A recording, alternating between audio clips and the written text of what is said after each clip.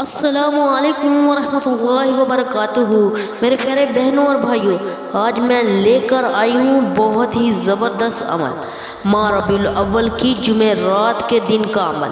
ایک ہی دن میں اللہ تعالیٰ ہر حاجت پوری کر دے گا۔ جو بے اولاد ہیں یہ ان کے لیے عمل لے کر حاضر ہوئی ہوں۔ ماہ ربیع الاول میں جو یہ عمل کرے گا اللہ تعالیٰ اس کو اولاد سے نوازے گا۔ ماہ ربیع الاول میں اولاد کے لیے بہت ہی طاقتور وظیفہ لے کر حاضر ہوئی ہوں۔ میرے پیارے بہنوں اور بھائیوں، آپ سے ایک چھوٹی سی گزارش ہے، میری ویڈیو کو سکپ مت کیجیے گا، میری ویڈیو کو مکمل دیکھیے گا، اور ابھی تک آپ نے میرے چینل کو سبسکرائب نہیں کیا تو صدقے کی نیت سے میرے چینل کو سبسکرائب کر دیجیے گا۔ سیدہ حفصہ شفیق چینل کے پیارے بہنوں اور بھائیوں، میں امید کرتی ہوں کہ آپ سب لوگ خیر و عافیت سے ہوں گے۔ آج میں آپ کو ماہ ربیع الاول کا برکتوں والے مہینے اولاد کے لیے صرف ایک ہی دن کا طاقتور وظیفہ لے کر حاضر ہوئی ہوں۔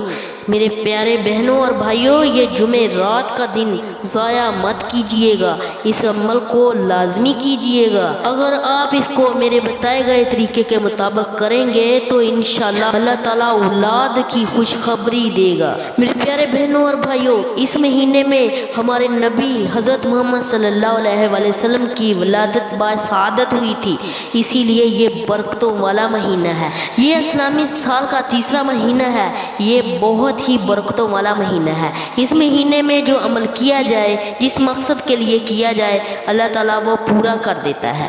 یہ وظیفہ آپ نے جمعرات کے دن عصر کی نماز کے بعد کرنا ہے۔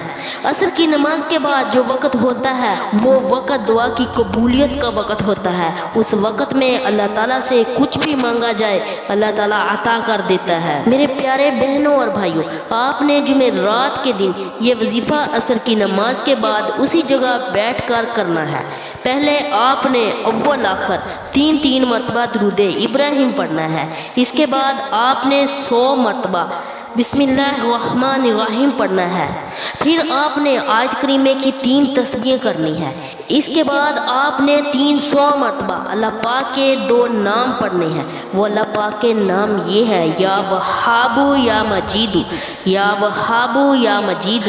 آپ نے یا وہاب یا مجید کی تسبیح کرنی ہے۔ اس کے بعد آپ نے درود پاک پڑھنا ہے، اللہ تعالیٰ سے دعا کرنی ہے۔ آپ نے اللہ تعالیٰ سے اپنی اولاد کے لیے دعا مانگنی ہے۔ آپ جو بھی اللہ سے مانگیں گے اللہ تعالیٰ وہی عطا کرے گا انشاءاللہ۔ جزاک اللہ خیر۔